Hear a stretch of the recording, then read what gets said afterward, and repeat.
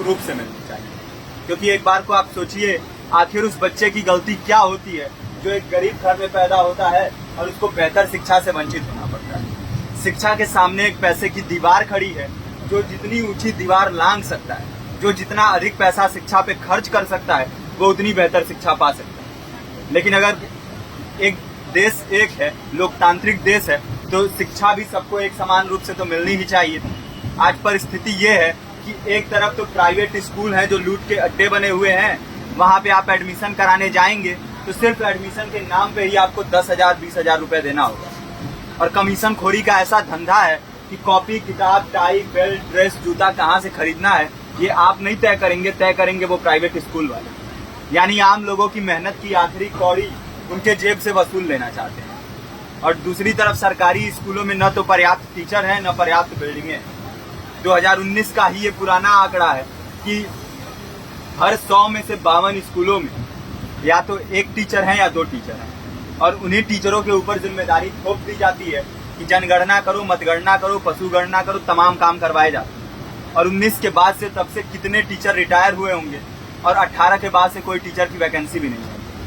आप खुद भी सोच सकते हैं ये परिस्थिति और कितनी बिगड़ी हो। इसीलिए हम लोग ये मांग उठा रहे हैं, चाहे कोई राष्ट्रपति का बच्चा हो या किसी मजदूर का, सबको शिक्षा एक समान मिलनी चाहिए और निःशुल्क रूप से मिलनी चाहिए। प्रेमचंद ने अपने दौर में भी कहा था कि एक सभ्य समाज में ऊंची से ऊंची तालीम मुफ्त होनी चाहिए और इसका पूरा खर्च गवर्नमेंट को उठाना चाहिए। क्योंकि हमारे देश को फौज से ज्यादा आवश्यकता तालीम की।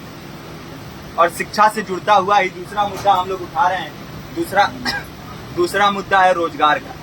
रोजगार की परिस्थिति ये है कि आज सरकारी सेक्टर हो या प्राइवेट, सब कुछ ठेका संविदा के हवाले किया जा रहा है। परमानेंट नौकरियां लगातार घटाई जा रही है। इसी रेलवे में 1995 के आसपास लगभग 18.5 लाख कर्मचारी काम करते थे, लेकिन आज उनकी संख्या 12 लाख थी। आप खुद भी सोच सकते हैं कितने बड़े पैमाने पे परमानेंट पदों को घटाया जा रहा है। और आज आलम ये है, एक तरफ लाखों पद खाली पड़े हैं, फिर भी कोई वैकेंसी नहीं निकलती। जो वैकेंसियां निकलती हैं उनमें भ्रष्टाचार होता है, पेपर लीक हो जाते हैं। RO, UP police, BPSC, SSC, CGL, ऐसे तमाम पेपर लीक हो चुके हैं, आप लोग भी जानते ही। अभी नीट की धांधली में ये पता चला कि एक एक पेपर 30 लाख से 50-50 लाख रुपए में बेचा गया। हम और आप तो ये पैसा नहीं दे सकते। पूरी की पूरी कारस्तानी सरकार, प्रशासन, शिक्षा माफियाओं की होती है। और भुगतता कौन है? आम घरों के लोग, जो लोग सालों साल तैयारी करते हैं, दिन भर में 10-10 घंटे, 12-12 घंटे पढ़ते हैं। और इतनी कड़ी मेहनत के बाद, सालों साल की मेहनत के बाद उनके हाथ लगती है तो सिर्फ हताशा, निराशा, अवसाद। बहुत से छात्र नौजवान जो इस बेबसी में, इस डिप्रेशन में नहीं जी पाते, आत्महत्या तक के कदम उठा लेते हैं। लेकिन ये देश की विडंबना है कि टीवी चैनल, अखबार, मीडिया, नेता, मंत्रियों के लिए कहीं ये कोई मुद्दा नहीं है। उनके लिए मुद्दे हैं तो जाति, धर्म, रंग, नस्ल, अगड़ा पिछड़ा।